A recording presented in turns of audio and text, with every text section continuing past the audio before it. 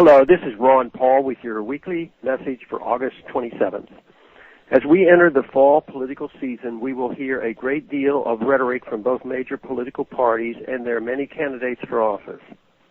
It's important for us to remember, however, that words can be made meaningless by misuse or overuse. And when we as citizens allow politicians to obscure the truth by distorting words, we diminish ourselves and our nation. For example, we've all heard politicians use the words democracy and freedom countless times. They are used interchangeably in modern political discourse, yet their true meanings are very different. They have become what George Orwell termed meaningless words. Words like freedom, democracy, and justice, Orwell explained, have been abused for so long that their original meanings have been eviscerated. In Orwell's view, such words were often used in a consciously dishonest way. Without precise meanings behind words, politicians and elites can obscure reality and conditions people to reflexively associate certain words with positive or negative perceptions. In other words, unpleasant facts can be hidden behind purposely meaningless language. As just one example, Americans have been conditioned to accept the word democracy as a synonym for freedom. Thus, we are conditioned to believe that democracy is always and everywhere benevolent. The problem is that democracy is not freedom. Democracy is simply majoritarianism, which is inherently incompatible with freedom and ignores the minority. It makes rights relevant. While our Constitution certainly features certain democratic mechanisms, it also features inherently undemocratic mechanisms like the First Amendment and the Electoral College. America is a constitutional republic, not a democracy. Yet we've been bombarded with the meaningless word democracy for so long that few Americans understand the difference.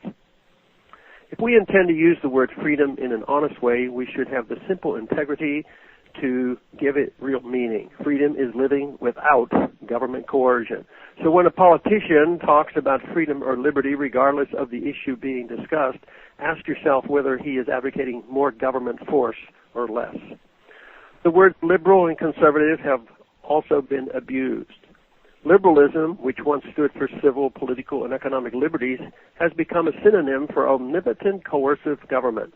Liberalism has been redefined to mean liberation from material wants, always via a large and benevolent government that exists to create equality on earth.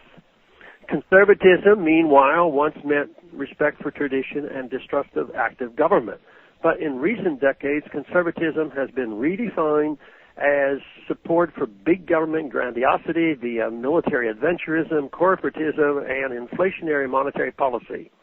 The modern political right has redefined conservatism into support for an all-powerful central state, provided that the state furthers supposedly benevolent goals. Orwell certainly was right about the use of meaningless words in politics. Our task, therefore, is to reclaim our language and reclaim our liberties. If we hope to remain free, we must cut through the fog and attach concrete meanings to the words politicians use to deceive us. Thanks for calling. A new update is placed on this number, 888-322-1414, every Monday. The written text can be found at www.house.gov/Paul under the heading Texas Straight Talk. Thanks for calling.